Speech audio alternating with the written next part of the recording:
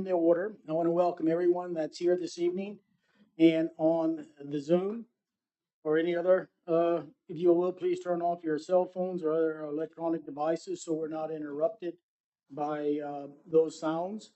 It is with great honor this evening um, that I'm going to be able to swear in Clinton Bailey as our new city manager. Although he's been officially sworn in at City Hall, it's an honor for me as the mayor of Fredericksburg to do it one more time. So, Mr. Bailey, if you'll meet me up front, I'll swear you in again. Swear you in. Let's think about this. Yeah, walk all the way around. Get your good side. This is truly an honor. In the name and by the authority of the state of Texas, your office, and you'll please raise your right hand. You'll repeat after me, please. I, Clinton Bailey, do solemnly swear that I will faithfully execute the duties of the office of the city manager of the city of Fredericksburg, state of Texas, and will do my best of my ability to preserve, protect, and defend the Constitution and the laws of the United States and of this state. So help me God. Thank you, bud. Appreciate it.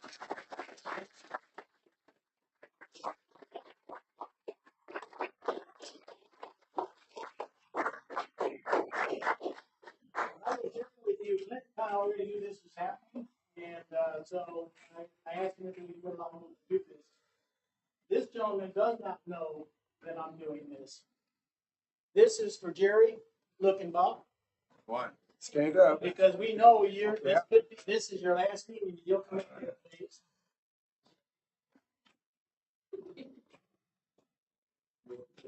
You know, Jerry has been a great council member and friend. Not only that, he and his family have done so much for our community. Now, with a token of gratitude, now this is a gold coin from the city, not real gold, taxpayers. Come on. But I'd like to read what it says on there. Mission: leading with integrity while providing the best customer service to our community. That is what's on that medal with some other inscriptions. So Jerry, on behalf of myself, the city council, the citizens of Fredericksburg, I proudly present a certificate of appreciation to Jerry Lookenbach, council member, in recognition of his years of service and dedication to the residents of the city of Fredericksburg. Thank you, Jerry. Appreciate it.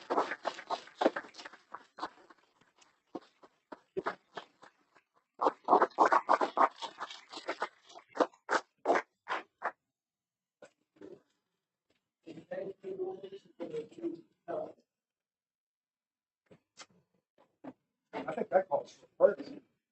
We're getting there.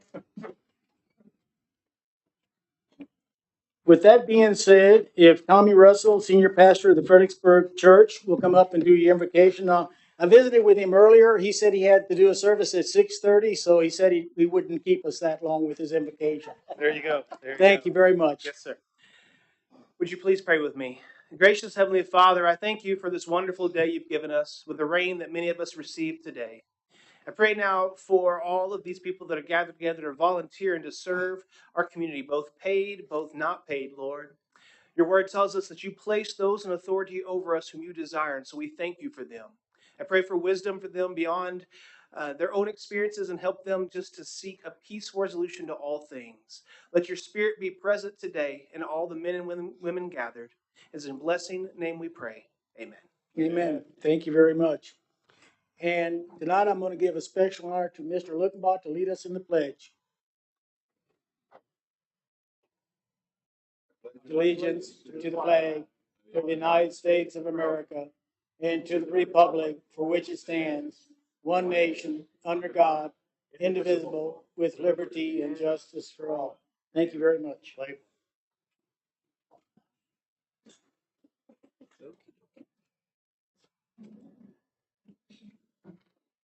Okay, employee recognitions.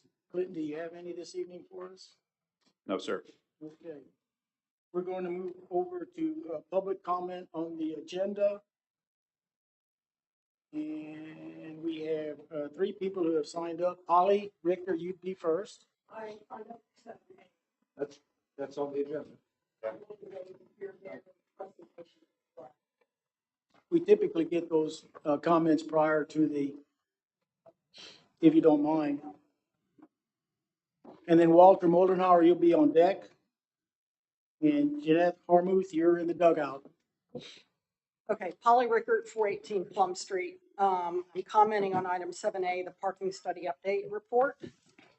I have some questions. Holly, if you, excuse me, you'll have 3 minutes. I apologize, and you'll get a 1 minute warning and a 1 minute. There it is. Thank you very much. And you can start your time again right now. Thank you. Okay, Oh, so- Holly, I'm sorry, Phil.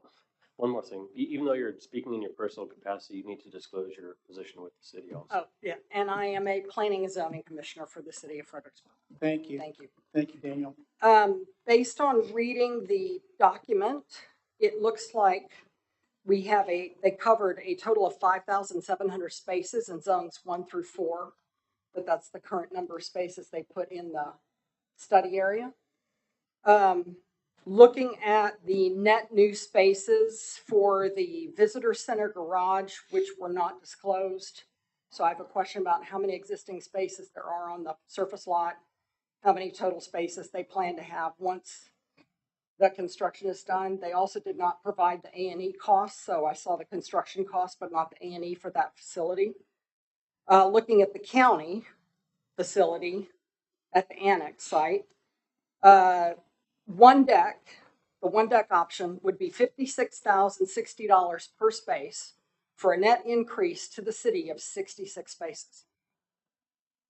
The 2-deck option would cost $57,627 per space for a net increase in spaces to the city of 118 spaces. The demand pattern that they showed says that by 2030, I believe, we will have a deficit of over 600 spaces. So my question becomes, why would we be willing to spend $57,000 per space to only get 118 new spaces? So I'm not too keen on these build options. I like the strategy idea. I saw the pieces at the back talking about needing to do a parking strategy. I agree we need one. I think focusing on 5,700 spaces is the wrong thing to do. I think we need to look citywide. If we focus on those 4 zones, what we will do is we will push non-resident parking into residential areas even further out. So I think we need to do a comprehensive plan for the city that includes alleviating parking problems within the residential districts and includes addressing STR parking problems at the same time. Thank you. Thank you, Polly. Walter and Jeanette, you're on deck. Is there a timer they can see up there as well? On there, because I don't see Yeah, I one see here. it right, I see it right there. Okay, fine. Yeah, you know the routine. You have introduce yourself and then the sound for 1 minute and the end, Walter. Good evening, Mayor and City Council and city staff. I'm Walter Moldenhauer. I live at 615 West San Antonio Street, and I'm commenting on the parking study. I commend the city staff and the council and the consultants for doing this study. Certainly, parking is something that really needs to be looked at. And I just want to bring to your attention that with the pedestrian bridge being built, a connection to all the way from shops to downtown, in my opinion, can be made. And I've shown it to City Manager Clinton Bailey, a pedestrian mall all the way from shops to downtown, which would run right by the county parking garage that's proposed. And along that route, I think, by HEB, there can be some additional private, public kind of parking arrangements made with either just spaces and structures as well, so that you can create a really great pedestrian mall parking for the locals as well as the visitors. And also if we could expand that over to Lincoln Street. I don't know if any of you were around, but at one time Lincoln Street was proposed to be a connection from that side of town across the bridge all the way to the visitor center parking garage or parking a lot, which is proposed also to be a garage. So I can see the city studying that whole area and making a great connection, connecting businesses, residences, everything, and really enhancing the city. Thank you. Thank you, Walter. Jeanette, but I don't see a agenda item that you specifically want to speak to on here. Okay, thank you, Jeanette. I appreciate it. Maybe nine Okay. something at some point. Jeanette Hormuth, I live in the city. I just want to comment on the parking structure, specifically the funding. One of the possible funding sources that the city looks like it's considering, it's from the EDA. It's the Economic Development Association, or whatever it's called. That's a state agency or whatnot. You have to be aware that the money coming from there is ultimately coming from the U.S. Treasury through American Rescue Plan Act funds, separate from the money that the city's been dealing with the $2.8 million. That means that most likely I've been trying to get a hold of the contract, and I've been communicating back and forth with Kent Myers, who originally told me it wasn't American Rescue Plan funds. And when I called him on it, he finally said, oh, yes, it is. I didn't, I missed it or something.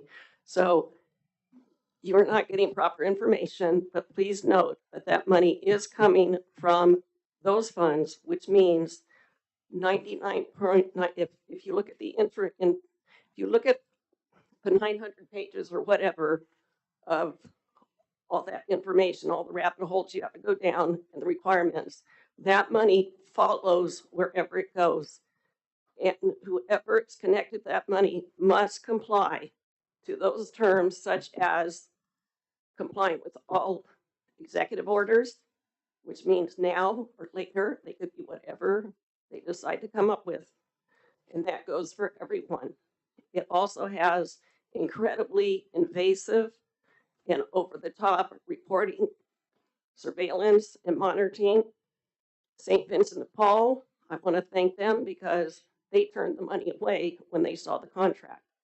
Because they said, we are not doing this. This is the government getting into all your business and telling you everything to do. We do not need the federal government coming into Fredericksburg. So I'm just warning you all about that. But that is baked in there. So be aware of that. And I'm putting it out there for you. Thank you. Oh, and since I have a few more minutes, quickly, everyone says, oh, but it's our tax money. No, it's not. It's stealing, because that money was not available. The amount of money the federal government made in 1 year, in that year, it's trillions of, it's short. There's a shortfall, and it's more than the $1.9 trillion that American Rescue money is coming. Okay, so that money was not in existence. They had to print it to get it to us. That's printing money out of thin air. Who's going to pay for it? Our children. That's stealing. Thank you. Thank you, Jeanette. So this was the last person to sign up for agenda items, so we'll move on.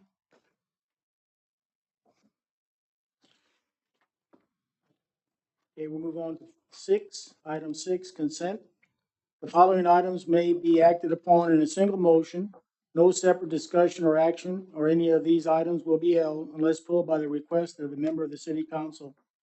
A, consider the approval of the city council minutes for April 11th, 2022 work session meeting, April 18th, 2022 regular meeting, and I, April 26th, 2022 joint work session meeting. Do any of these items need to be pulled? If not, I'll entertain a motion. Mayor, I move that we accept the consent agenda. Second. Have a motion by Tom and a second by Jerry. Any further discussion? There is none. All those in favor? Aye. Motion carries 5-0. Okay, moving on to item 7. A, consider and discuss the presentation by Goodman Corporation on the parking study Garrett Bond, do you want to introduce these folks? Yes, Or sir. you want to do your presentation first? Thank you. Good evening, Mayor and Council. The Goodman Corporation, the city's traffic or parking consultant, has been working on an update to their 2017 downtown parking study. Tonight, Barry and Greg Goodman are here to present their updated findings and discuss possible next steps. I did want to note that no action is required tonight. This is just a discussion. So with that, I'll turn it over to Barry or Greg. Barry, I hope in your presentation you might be able to address some of the questions Ms. Richter might have raised. Yes. Thank you. It certainly will. Thank you. Mayor, city council, city manager, and citizens, we appreciate the opportunity to talk to you today about the update to the 2017 parking study. I want to introduce the update by indicating that there are several significant things that have happened since 2017 that better inform and better influence the data and information in the study. One of those is that we have identified through recent technology the ability to use cell phone tracking information to determine origins and destinations more precisely than we were able to do in 2017. So we have a better idea of where people are coming from, how long they're staying here, and what they're doing when they're here, or what their cars are doing when they're here. We also have COVID, which has had an impact on the entire world, and certainly this area, but fortunately not as major an economic impact as many areas have experienced.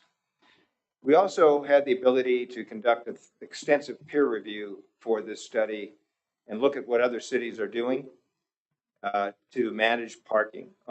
Virtually every tourist-oriented destination in this country has a comprehensive parking management strategy, and they have found that they're different. Each city is different. The strategies are different.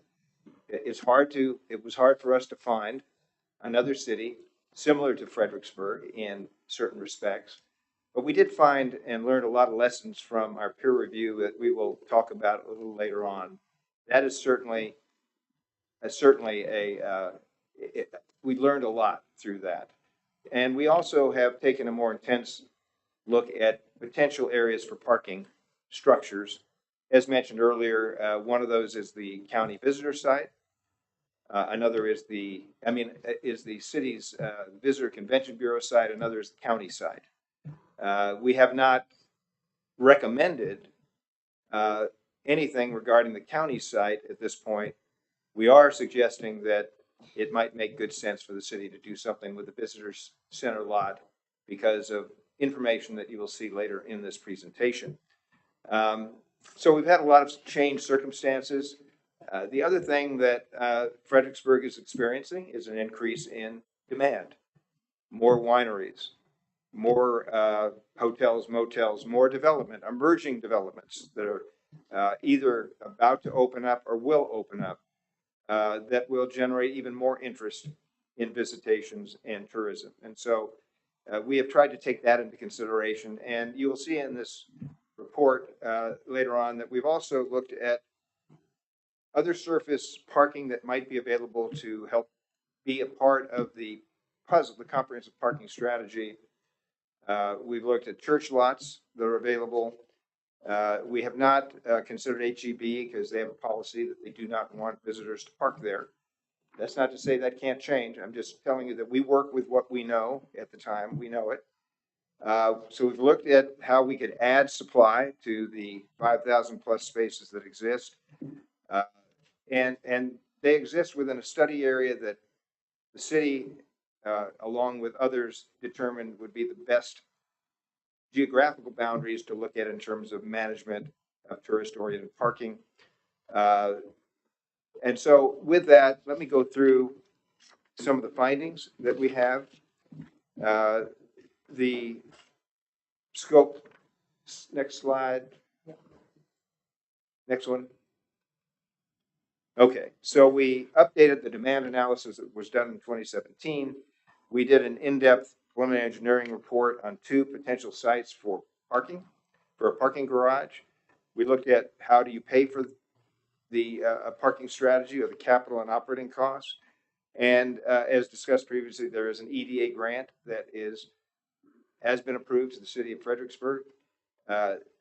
Should they determine that it makes sense to include that as part of the whole financial framework.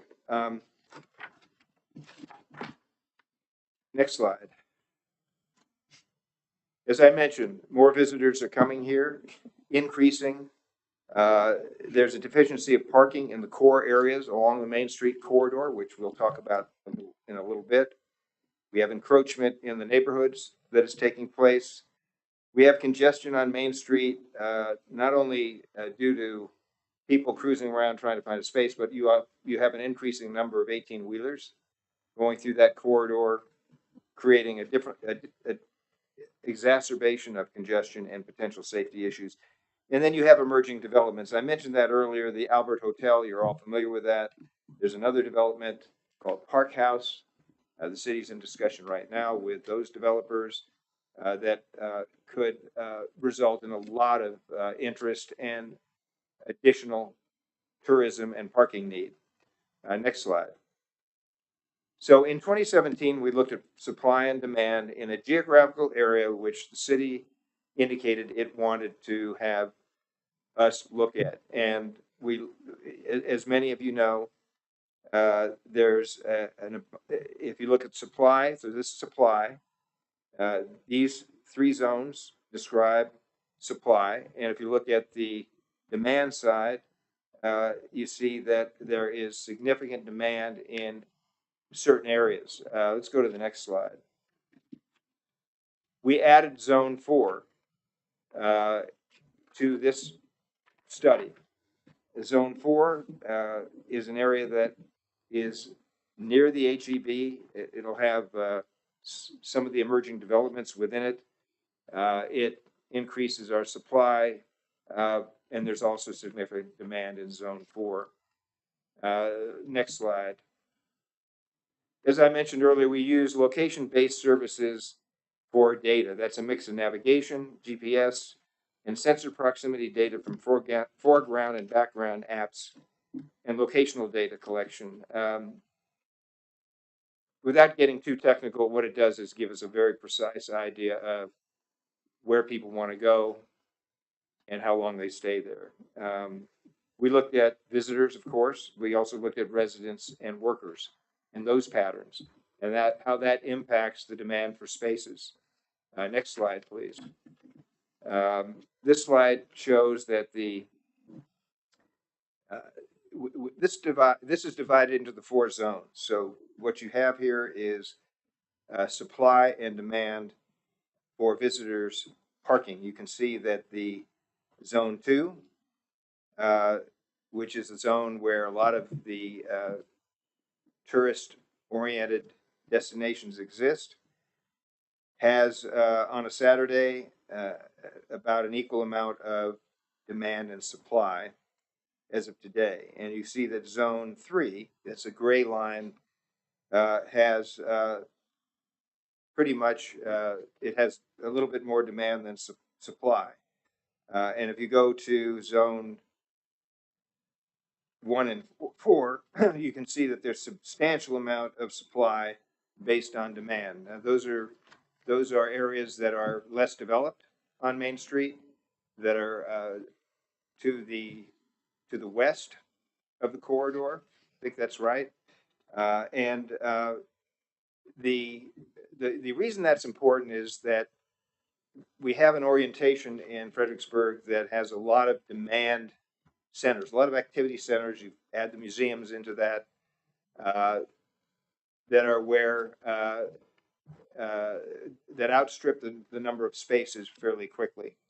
And so that's a very important factor to consider as we go through this report. Let's look at the next slide. We have what we call visitor parking demand impact areas. You may see that we added zone 2A, College Street, zone 2B, Moore Street, 3A College Street, and 3B Moore Street. 2A and 2B correspond to zones 2 and 3. We added those to get a better idea of impacts of visitors coming to Fredericksburg looking for parking on residential neighborhoods. If you look at the next slide, we find that the residential impact on pretty much on a Saturday is the most in what we call Zone 2A. That's the College Street Zone 2A, and the other zones don't suffer as much of an impact. Next slide. Summary of the findings then is visitor parking demand is highest on Saturdays. It's clearly higher in Zone 2 and 3, and that is where people want to park, those zones. And that's why there's overflow in residential areas. And that's why they don't park half a mile away where there's plenty of parking on the street. They don't want to walk that far. They would just as soon circle around it to find a space. Visitor demand is low in Zone 1, which has surplus, and visitor demand outside of the study area north of Travis Street is very low. Average parking time for visitors is about 2 hours. Residents and workers create minimal parking demand for Fredericksburg. What we're going to show you next slide, is what we think is a serious aspect of the new data that we have. One is we did a projection at a 2% growth rate. Now, Fredericksburg's growth rate has been significantly higher than that historically, probably closer to 6%. But we wanted to do a 2% just to see what that was like. And as mentioned earlier, at a 2% rate, most of the parking will be depleted by 2030. If you go to the next slide, which is a 6% rate, that little box there shows the time frame within which the available parking will be depleted. Now, note that that zones 2 and 3 are in the brownish color. All the zones are in the blue color. But with a 6% rate, by 27 and 28, even the parking that is outside of those zones will be almost completely depleted by 2027, 2028. That means almost every parking space in Fredericksburg will be taken up, even though, for the most part, that's not where people want to park. So we can't control their future behavior, but we can tell you that overall you'll be out of parking if you take that as your only supply point. Next slide, please. We looked at church lots. With at least 50 spaces or more. We have not spoken to the churches, but we wanted to show the potential added supply if we did talk to the churches. We also wanted to show the emerging developments, Albert Hotel and Park House, and the estimated parking demand from those developments, which you can see are collectively in the neighborhood of 800 additional spaces to satisfy what those developers are saying they will need they will generate. The developers aren't saying it. Actually, the proposed improvements. So Albert Hotel is pretty well set. City has approved that plan. In many discussions we've had with their representatives, they have indicated that they are building parking, but it's only enough for the hotel, the people that are staying in the hotels, in their hotel rooms, and people who are attending the spa.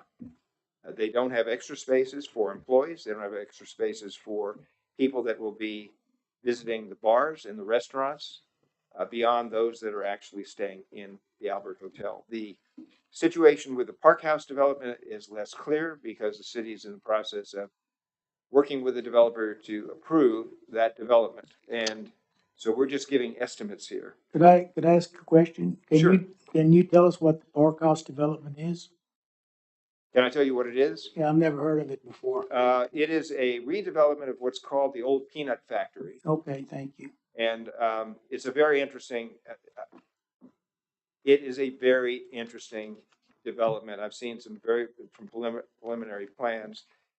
I'll tell you what it reminds me of, and it's the same design group designing it. The design is what's called the Triangle in Austin. I don't know if you've seen that development in Austin. It's at the confluence of Lamar and Guadalupe, and it's about the same size acreage, and a lot of restaurants, retail, people living on the second and third levels. Now, this is still a development that is in process of being worked out with the city, so we don't know exactly what it's going to be, but we wanted to recognize what it might be for our purposes of what the future of parking demand might be because of those developments. What's important about it is whether we're off by 100 spaces or 200 spaces or not, if you look at the next slide, the projection there is if we add the Albert Hotel and Park House developments, which, as my understanding as of last week, there are additional discussions taking place for more developments in Fredericksburg similar to these. So if you add what we know exists, the Albert Hotel, and what's emerging in Park House, that square that we showed before is at, next slide please, at a 6% growth rate. It gets down to 2024, 2025 when you're out of parking. Now, there are many things that can impact parking supply and availability, and we're going to get into that in the next slides. We mentioned, Greg, I'm going to let you talk about these, but before we do, I want to talk about the Pier City lessons, okay? So let's move ahead a couple slides to peer review. There we go. We looked at Galveston's historic Strand area. I know most of you have been to Galveston. That historic Strand area is a corridor filled with restaurants and shops and a lot of things, and we felt had similarities to Fredericksburg. San Antonio Riverwalk, not all of San Antonio, but just the Riverwalk itself. There's a place in California, in Pasadena, called Old Town Pasadena. It's a redevelopment of that corridor in Pasadena, and then in Colorado, there's a place called Estes Park. So we looked at those to try and get lessons. Next slide, please. What we found is that, there we go. The management of parking demand generated by tourism visitors seeking access to destination locations is complex and very important strategy for communities as growth continues. The transition from free parking to paid parking requires a lot of public outreach, communication, staging, and technology. The establishment of a district that you could call a parking district within which you try to manage parking is extremely important. I will note that of the cities we looked at, they all have public transit connectivity and shuttle connectivity between different venues. And I've mentioned this because someone had discussed a mall and people being able to enjoy all of Fredericksburg. The length of the Main Street corridor, I think, is about 1.6 miles or so.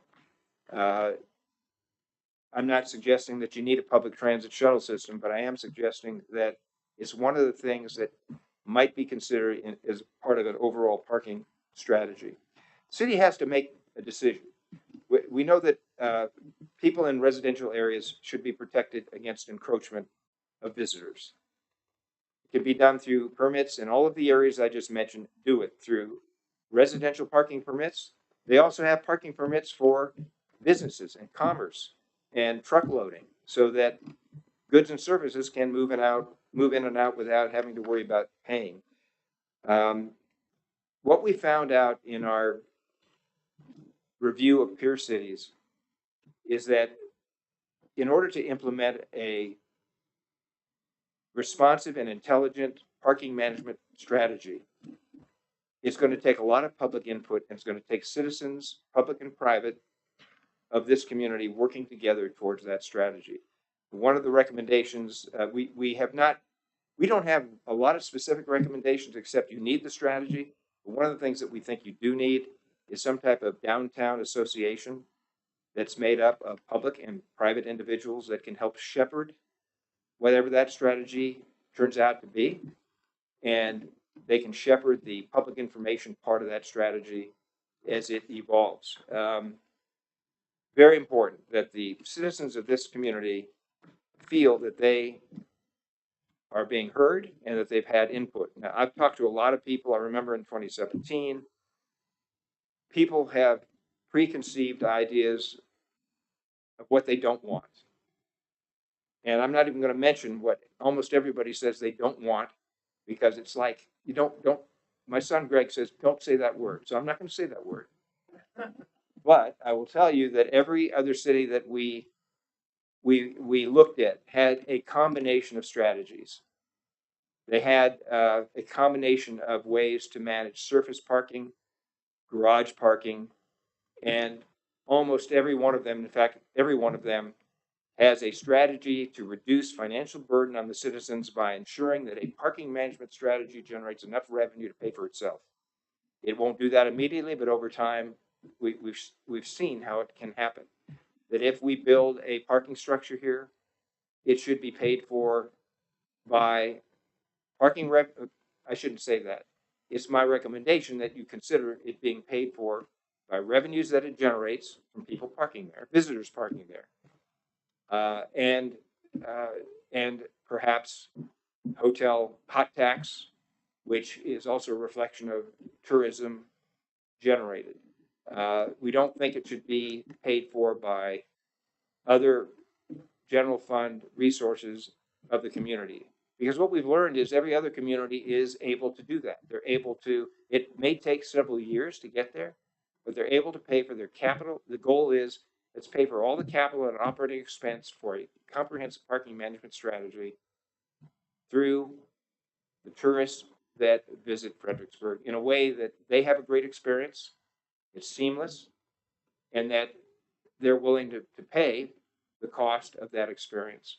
With that, I'm going to turn it over now to Greg to talk about the two sites we looked at that could be suitable for adding parking to help meet the demand that we now see in the future here.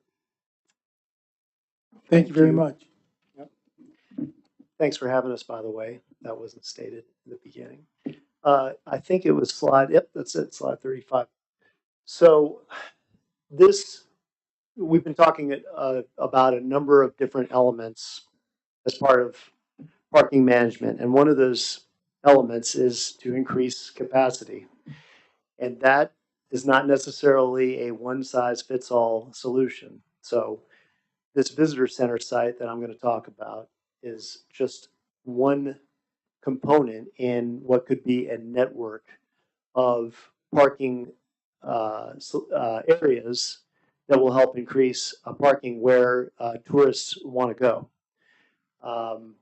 And this is not just a parking structure that we're suggesting. There's also surface lots, like some of the church lots if they want to participate, as well as the county side that I'm going to talk about. But this visitor center site is really an opportune site for a parking structure. This is really at, right off of Main Street, and you do clearly want tourists to go to the visitor center to be able to learn more about your city as they get to enjoy the shops and restaurants that are along Main Street and around the area.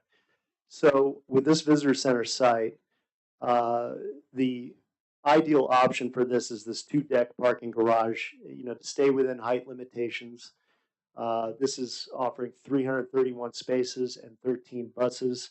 I also want to address Polly's comment too about price per spaces, because the 7.6 million was construction and A&E included. So I'm sorry that wasn't clear on that. About 122. So each space, the cost of each space with the whole 7.67 is about $23,000 a space. Now, this is not just a normal parking space out on the surface lot. This is covered parking. So, you know, this is a lot of tourists are going to want to be able to get out of the heat and come park at this facility. And with the right use of technology, they can prepay for their parking or pay for their parking easily, knowing that they'll have a space. And there's technology out there that will, you know, basically be focused on charging for tourists, and there could be a solution that basically where locals can get a pass or a permit, so they don't have to pay for it. And so potential funding sources for this would be hot tax, parking fees that could be generated not only from this, but potential surface lots, EDA grants, and we'll talk about that in a second, and certificates of obligation. Next slide, please. So this county site is just another option for potential parking. There is a locally historic building there that we certainly wouldn't recommend touching. The existing parking lot is about 35,000 square feet. There's 72 existing parking spaces. And the comment that Polly made is correct, that you're not getting a large net, but to be able to go vertical at all at any of these spaces is going to be able to be to your benefit. A 2-deck garage, which is probably a little bit more of a cost-effective solution, is about 6.8 million. That is definitely higher per space. That's around 36,000 a space because of the smaller footprint. It's constrained and a little bit more expensive. And these numbers are very round and very preliminary, by the way. So this potential site you could utilize the existing lot, and maybe there's some sporadic areas of covered parking that's there. You can expand that 72 to maybe 80 spaces. You could use that lot if you wanted to and have that part of your overall parking solution. So there doesn't necessarily need to be a structure on this site. Next slide, please. Greg, Yes. on the on the numbers you quoted, like at the visitor center, you said there's 122 surface lot spaces available now, Correct. and when the structure is built, there'd be 331. Does that include the 122? That's total. That's Okay. correct. Yep. Okay, great. Thank you. So the EDA ARPA grant award is, and it is indeed an ARPA award. I have to stress that there are not a lot of these awards that go around. And in particular with ARPA, there were multiple opportunities that were out of the box opportunities. Now, most of the EDA grants that come down the pipe are grants for low income communities that have either high 24-month unemployment or low per capita income. And they're mostly utility based projects like wastewater and water projects. The EDA came out with this opportunity, and they had a travel and tourism section of this opportunity that had limited funds. And when I talked to one of the kind of older veteran EDA representatives about Fredericksburg, he was quite encouraging on applying for this. We did, when the city engaged us about this opportunity, since I've gotten a number of EDA grants for a number of different cities for different types of projects, we did a consultation with the EDA, and you could tell they were excited about potentially funding this project and putting a feather in their cap. Everyone knows that Fredericksburg has a parking problem, especially the citizens, obviously. But it is widely known that it's an issue. And for the EDA to be able to be a participant in a potential solution for parking is a big deal. So, and of course, the city certainly helped themselves by showing a ton of overmatch, because normally with these awards, there's only a 20% required match from the locals. You guys hit it out of the park by almost flipping that ratio. So you're asking for an additional, you asked for an additional $1.4 million and you got it. And that $1.4 million will be able to offset a lot of other funds that the city can use. So this is this opportunity is rare and it's important to take advantage of. There are additional requested items the EDA asked for. We've submitted them, but basically, this award is pretty much in the city's pocket. Greg, if I could ask, is there a time limit on accepting this money? Actually, we haven't gotten to that point where they've given you the special awards condition and the actual award on paper. Last couple of months ago, the communication they gave us was called a merits further consideration letter. That letter is given to everybody, and what that letter is basically the EDA saying that we just need to tie up a few loose ends. Some of it being, signatures from Kent, others being just making sure that the budget was reconciled in a certain way, because I think that the 1.4 million was like they rounded out that amount that we asked for, so we needed to change the budget, things like that. So we expect that within the next few weeks, we're going to get the final award authorization, which is going to come with some special conditions and everything that they want to see from the city. So yes, I mean it's pretty much imminent at this point. Does that answer your question? Yes, thank you. Okay. And then the one last point here, real quick. Let me interrupt. Mayor. Yes, sir. I don't think I got the answer I was expecting. I thought the question was, once it's awarded, how fast does it need Oh, to be approved? Yeah.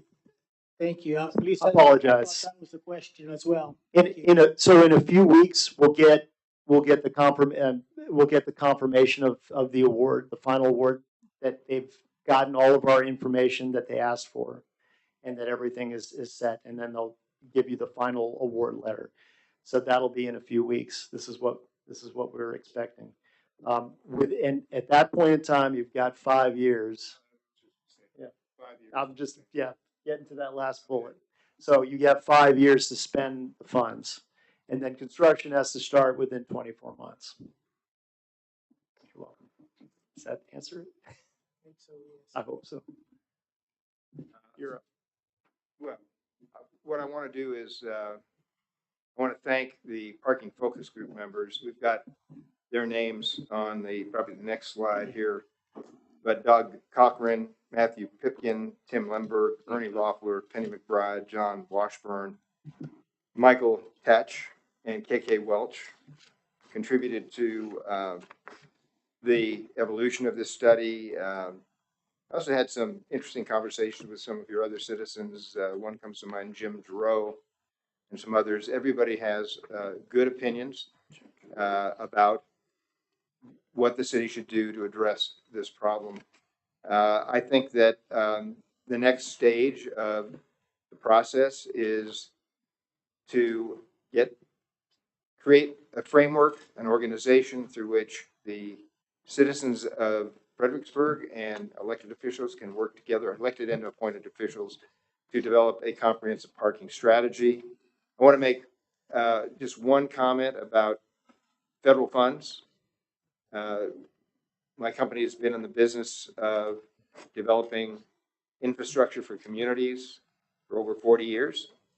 We like to say that we connect capital to communities, and we've generated over $2 billion of discretionary money for those communities. Make no mistake about it, that money comes from the citizens of the country who pay their federal taxes.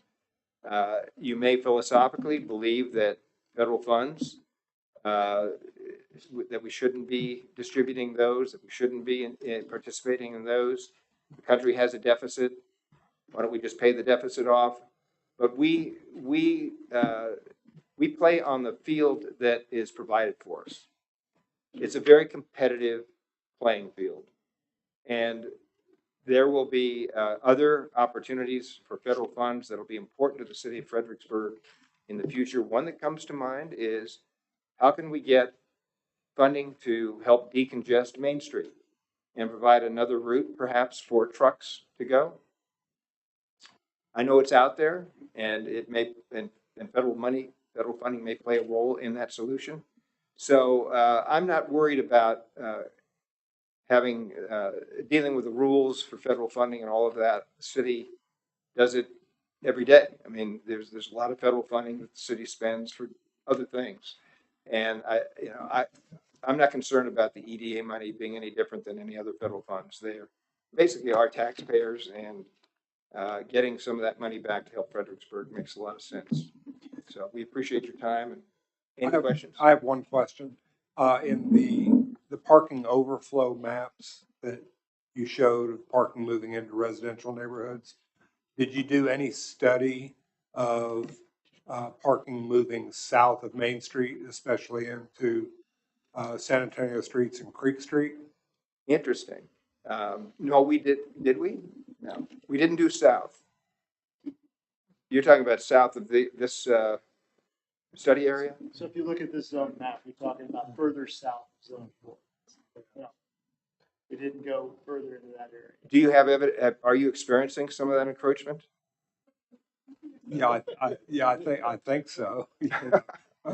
They're going. I mean, they're going to park anywhere that they can within. I mean, Isn't it tougher to get across the it's creek? as close to walk to Main Street from Creek Street and that area as it is from Moore Street. Well, we can take a look at that we can actually look at that fairly easily. I'd be interested myself to see how encroachment compares south of Main Street to north of Main Street. And one comment on federal funds. My personal opinion is if we send federal funds back to Washington, then they can give that to the Treasury Department to pay off the debt, which means that we will be sending checks to the Chinese, since they have quite a few U.S. Treasury bonds. So I would just as soon use the money, federal funds in Fredericksburg, Texas, then send it to Beijing. Actually, I hadn't thought it through as much as you have, but that's a good point. That's economics, yeah. Yeah. Thank you. Any other questions, council, staff? If not, we'll move on. Thank you very much for your Thank you very presentation. much. Appreciate it. Okay, we'll move to item 8, which is public comments. We have 2 people who have signed up. Jeanette, you're first, and then George, you're on deck.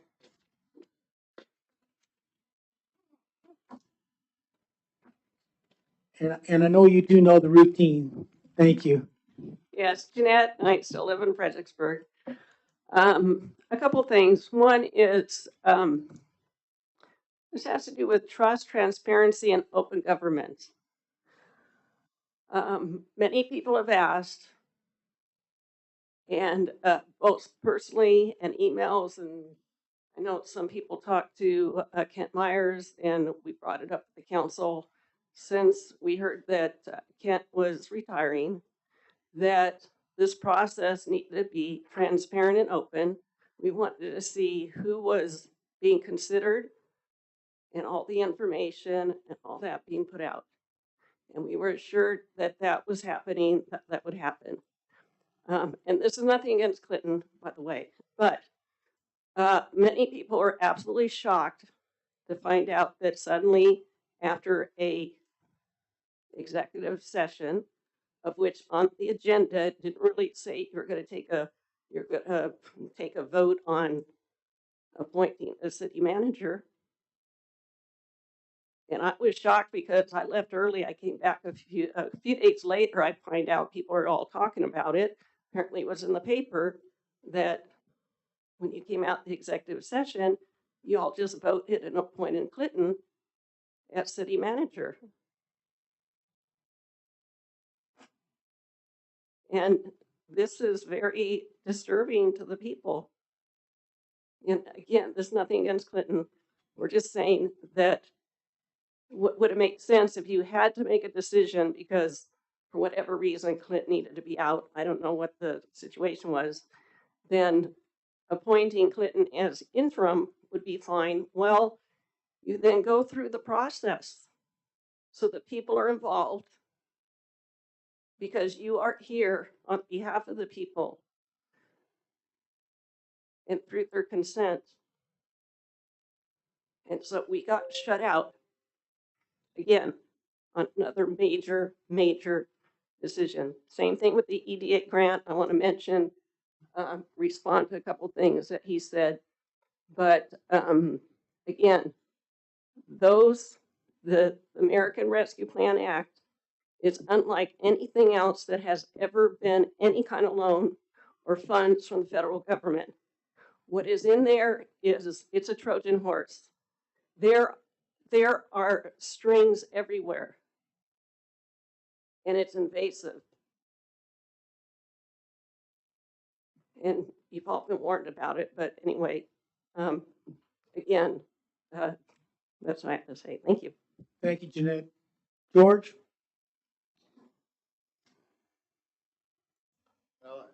George Tudor, 1015 Avenue D, right across the way from Jerry. I'm going to talk about him second. First of all, I didn't expect to hear that a parking study would only be about buildings. There's a lot more to solving an operational problem, which it is, than going after a building. And so you really needed, I think, to hear the whole story of what operational things you can do now and in the coming months and years to meet that demand. I really don't understand why there wasn't an assessment of how you could combine the use of existing parking spots away from downtown with a tour bus or some shuttle and that kind of thing. It should have been part of the study, I would think. But anyway, I would expect to see a more complete assessment. And given that these guys are the engineers that want to sell you buildings and they know how to get the money for buildings, they're in there. I would look at the operational side. Secondly, I wanted to say that Jerry Lukenbach has been an inspiration to me. We don't always agree on stuff, like whether there's mail in the mailbox or not, but I see him go and come from his home daily. And that the dedication to go and be where the action is in the city is an example to all of us. I mean, everyone ought to be engaged in all kinds of aspects in their own hometown, like Jerry is. And he's been doing that for a long time. It's stamina. He pushes through being tired and hard decisions. And yeah, so I mean, he's a good neighbor, and I think everyone should look to him with some respect. And he can be a good role model for everybody to work toward. If you could be that dedicated to your city. So that's what I had to say about Jerry. Thank you, George. Do you need a tissue, Jerry? What? You need a tissue?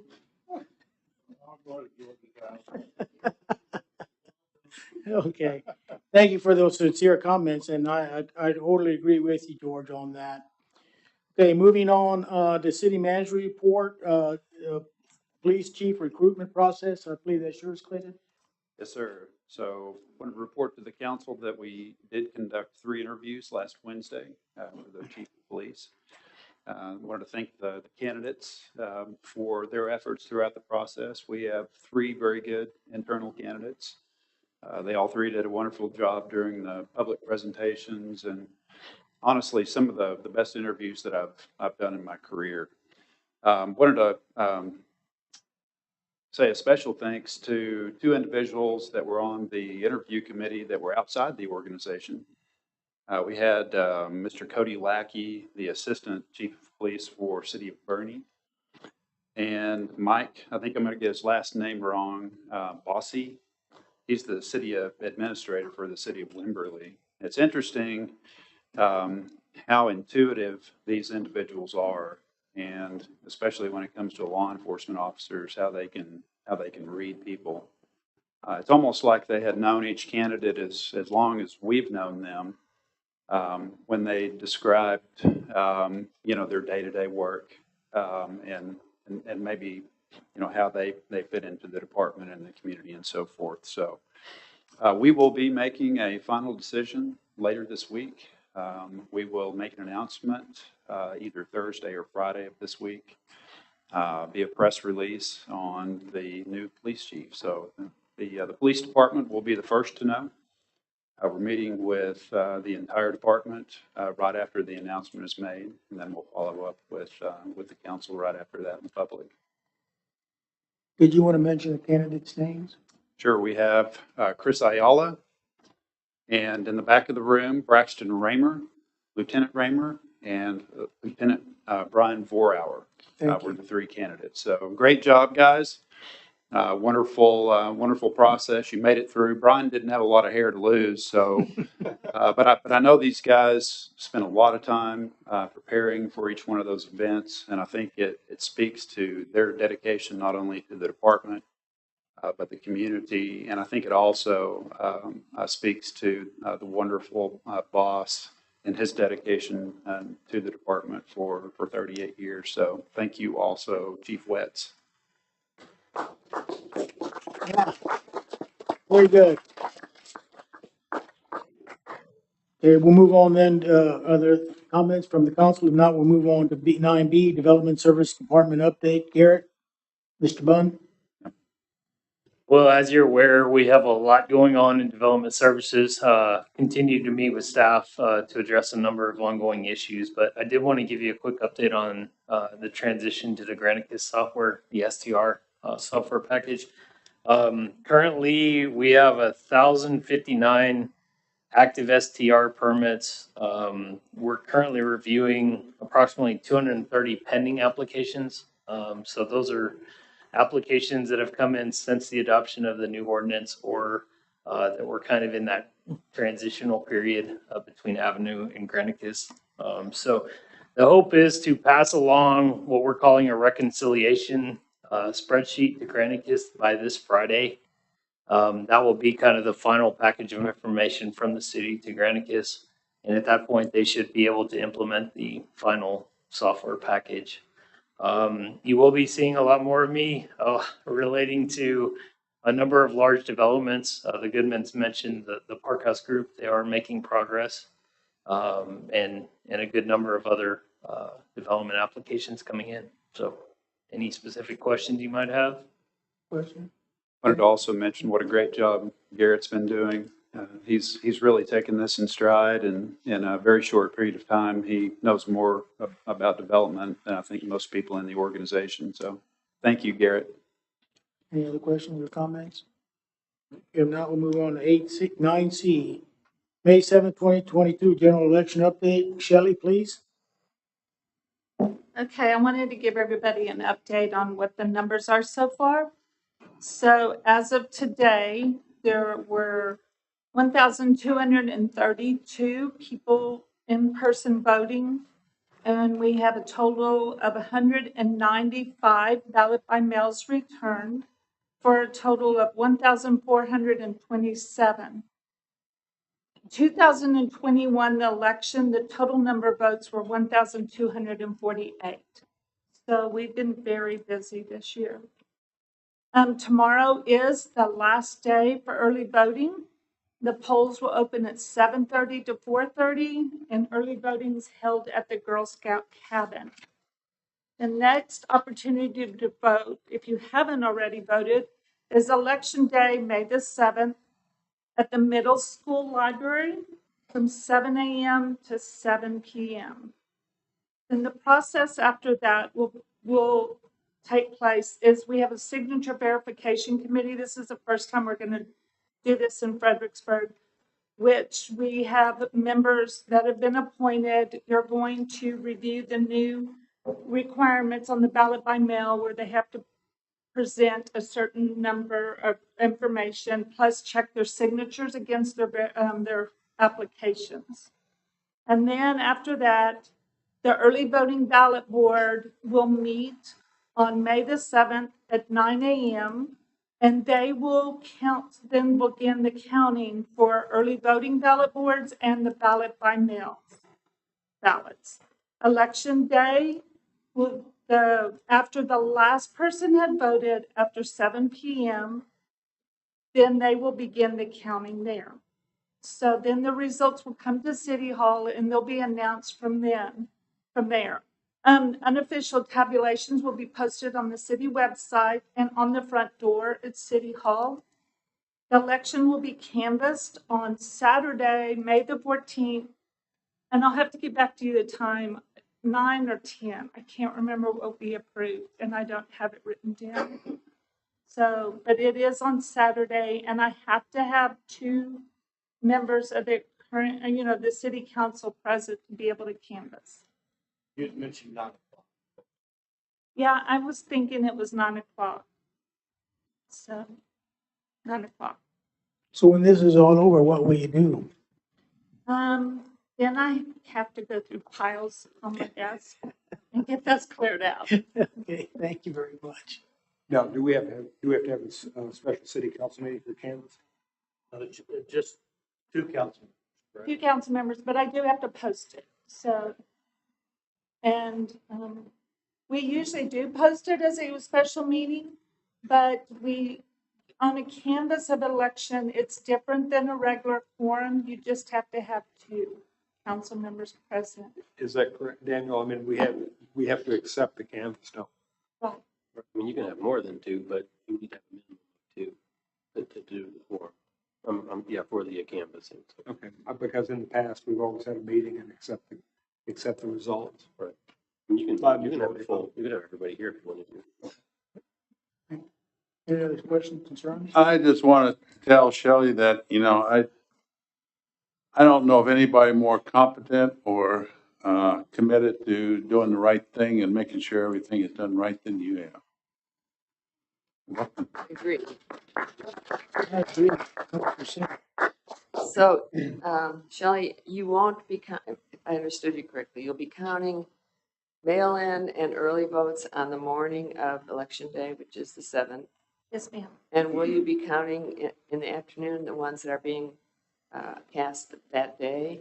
Those are counted at the polls because we are paper ballot. We have Right. to have it they're counted at the polls after 7 p.m. Now, So you don't start counting at during the day? There is a provision where we can, but we are not going to do that. We're going to start at 7 p.m. I mean, when And I so- used to volunteer and do that, we started as soon as the early and mail-in were finished, and we started counting as they came in. So we do ours at the early voting ballot board, which is Saturday morning. And then election day, we do ours at the poll. After 7? Yes. So do you have any idea how long it would be? Just depends on the turnout on election day. But Sure. they've got it down now, the process. So we're using mainly the same, people that are working the polls. And so they've got starting to really work together. And So you have a Smooth number there. of people to do the counting? we have. Sure. So, and then just to let everybody know that there are no results are released until 7:01.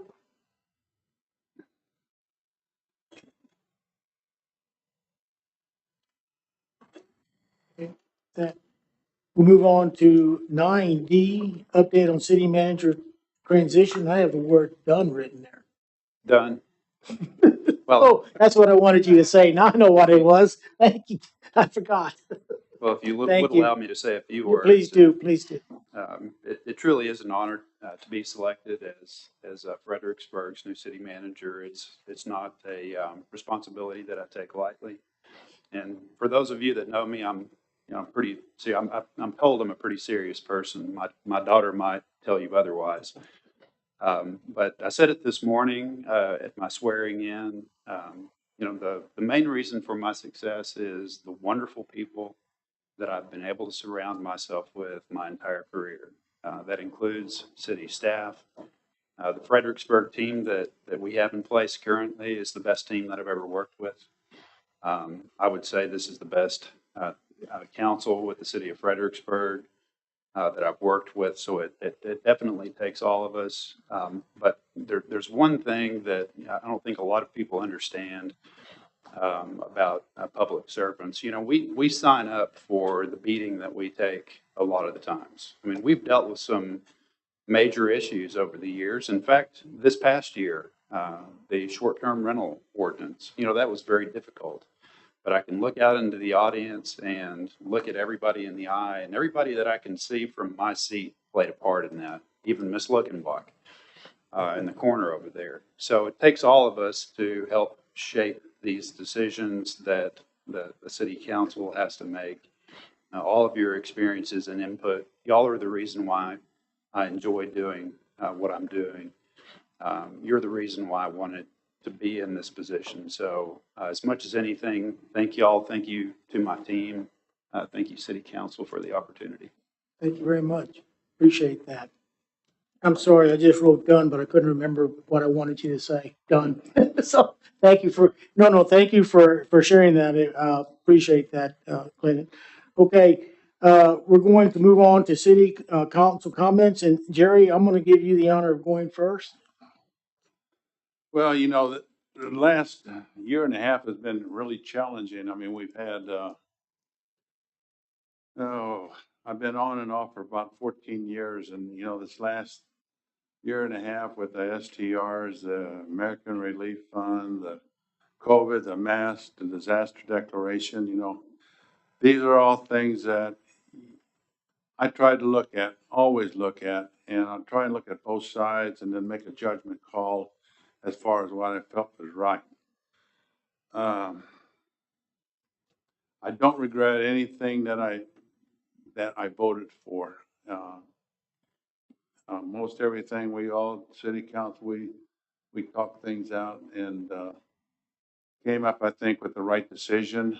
I want to thank Kathy and Tom and Charlie and Bobby. They've done excellent. I've enjoyed being around them and talking with them, and the city staff, like with Shelley here. I mean, God, you go up there. I mean, they're confident, they're committed, they put their heart into their job, and I take all their comments and criticism or whatever they have, took it very seriously and tried to come up with the right decision.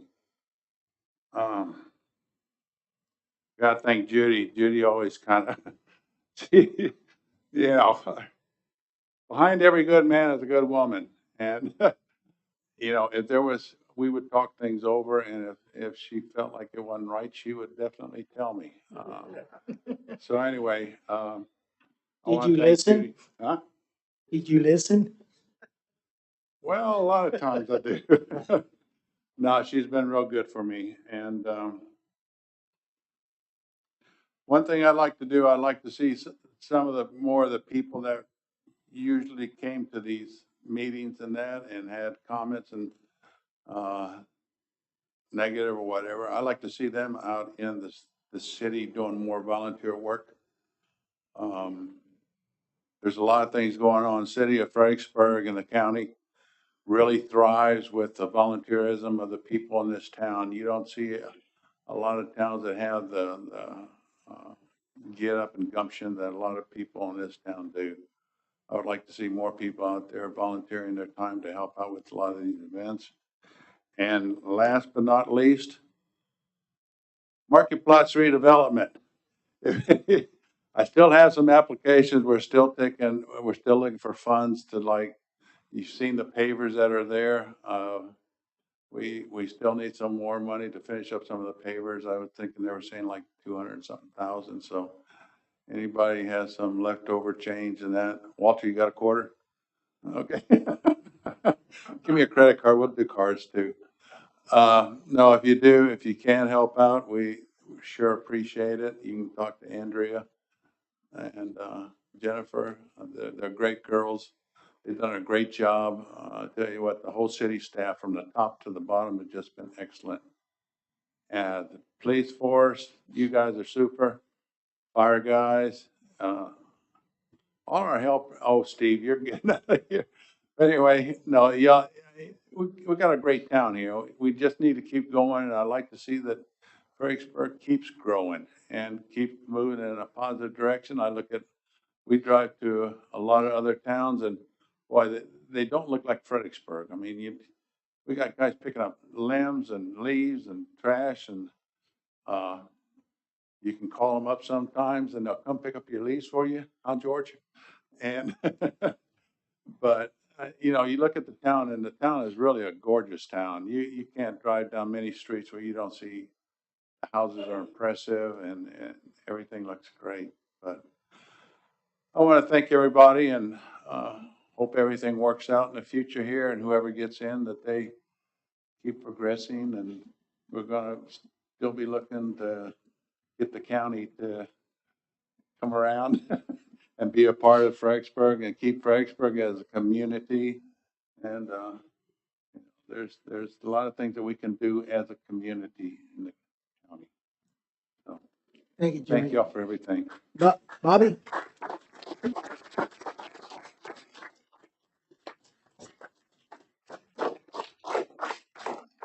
Two quick comments. Clinton, congratulations. I look forward to working with you, and I know you're going to do a great job. So I'm excited to see it. Jerry, it's been a pleasure. It's been an honor, and it's been a lot of fun. Amen. Amen. Play ball. Kathy? Well, being the only girl on this council, Jerry Lippenbach is very special to me.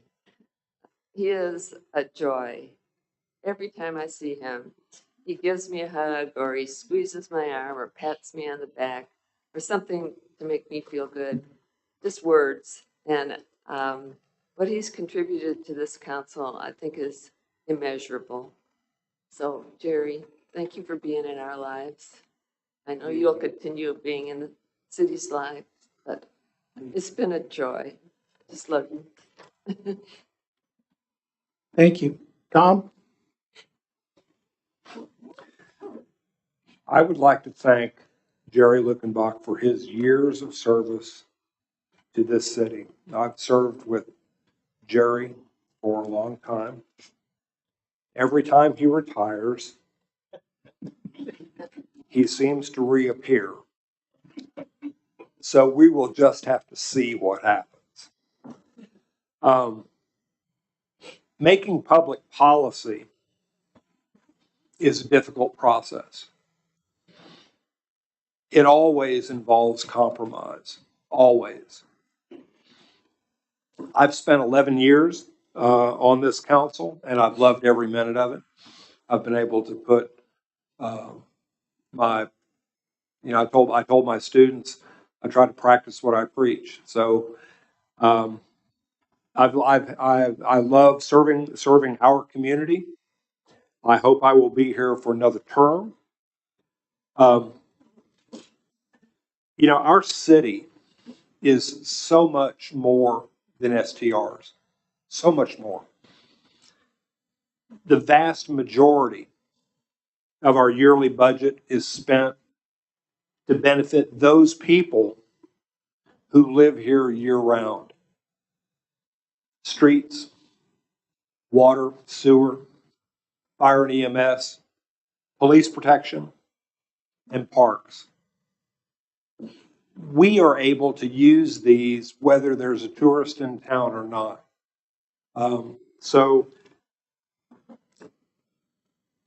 I'm glad we are able to have something like Fredericksburg, Texas. And I've lived here a long time. It'll be 50 years that I've lived in this community this November. I remember things in the 70s that a lot of people don't remember. I remember boarded up buildings on Main Street. We don't want to go there. We've got a vibrant economy. And one thing about Fredericksburg is that our economy has changed with the times. In the 80s, it changed from the 70s. The 70s, it changed from the 60s. Who knows what it's going to be next year? But one thing that we do in trying to use the crystal ball to figure out what's coming down the pike is we try to use the best information we have, and sometimes we get it right, and sometimes we don't. And when we don't, we're going to ask Jerry. So if you haven't voted, tomorrow's the last day of early voting. They are holding a special parade this coming Saturday to encourage people to go to the polls, to go vote. So downtown is going to be very, very busy with the 175th celebration. And I think it's going to be a little difficult to get around. So if you have the opportunity to vote early, go ahead and take it. But if you're like Mr. Watson, he can just walk down the street and hopefully not get hit by a car on trying to cross on Lano Street, but he won't. Okay. Thank you very much. Thank you, Tom. I'd be remiss if I didn't say, Kent Myers of his dedicated service to our city for the past 10 years. And, I certainly have enjoyed his company and, nice visits we've had. Kent, I know you're still going to be around, but I want to wish you and your wife, and family the best of luck, as you, transition into a new lifestyle in the next several months. With that, I'd like to share with you, I went to the jazz concert that the high school and the middle school did, FISD, and on Mark Plots, and it was a wonderful event. And what great talents those young people had. I was really impressed with the middle school because they start off at the sixth grade level, and I'm going to tell you, the music they were playing at the seventh and eighth grade level was outstanding. With that, I'm going to, God gave us all different talents. And singing is not mine, but I'm going to give it a shot. This is for you, Jerry. Thanks for the memories. Da da da da da da. That's all I know the song. Do do do do. You have a good time in your retirement. So thank you, Jerry. But that's all I got to say, folks. We'll move on to number 10. Thank you. Don't give up my day job. Thank you. Okay, we'll go on to number 11, items for future agenda. Okay, Mayor, Council, we do have a pretty busy May 16th agenda coming up. I think a couple of these items we may actually move. We have update on records management. Shelley? Is that one we're moving? I think that's one we're gonna move. Okay. And this is just, we're going to have an outside speaker coming in, educating staff, bringing the new ordinance and plan to the city council following that. Public hearing and approval of Z 2206, John Zook, CUP, 403 West Austin Street. Is this a CUP for a short-term rental? Yes, that's in the historic shopping district, so Okay. it'll require CP. Okay, we have our annual update on the status of the city water supply, joint presentation with city staff and Paul Tiber. Chris Canese, Paul Tiber, and I will be giving that report. Cross Mountain Park, Cross, number 5, we're going to move that item. Approval of Market Square improvements bids, we'll be ready to go on that item. Post Oak Village subdivision performance agreement, I believe we're still on for that one. Garrett, yes. Fort Martin Scott, Texas Rangers update. As far as I know, we're still on for that item. I know there have been some illnesses, staff at the former Texas Rangers that have caused a little delay there. Waiver of impact fees at the University Center, another item that we're working on, should be on. And then finally, petition for consent for creation of a municipal utility MUD district. I know Kent is working to button that item up so that item can be on the 16th agenda. Daniel, did you have an update on that? Do you know if we received? Okay. And I think that's it for now. Gonna be busy. That's good. With that, does anyone want to move on something on item 12? I move we adjourn. I have a motion by Jerry. If there's no second, will you keep Mr. Lukenbach? Second. Oh, we got a second by Bobby. Oh, boy. Any further discussion? There is none. All those in favor? Aye. Opposed? There is none. Motion carries 5-0. Good night to everyone, and thank you for being around and participating. Have a good evening and a blessed one.